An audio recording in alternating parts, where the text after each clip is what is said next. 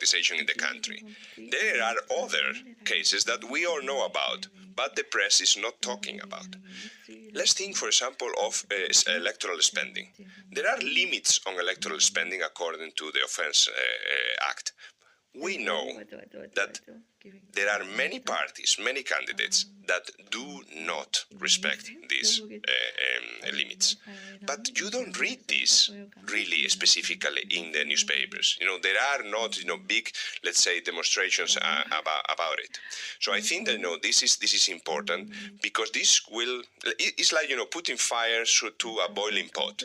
And this will require political parties to sit to the table, which is, in my view, what is missing at the time. As you mentioned before, there are some that publicly they voice certain concerns, but they are not really, putting deeds into those words, right? So I think that this would build a kind of necessary for a compromise that will lead to an informative discussion, I think, because, what is not necessary is a kind of discussion from ideological point of view.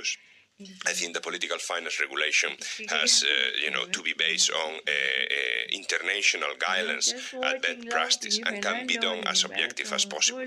Always, of course, taking into consideration the Malaysian context, We will continue the conversation after this with Associate Professor Dr. Fernando Casal Bertoa.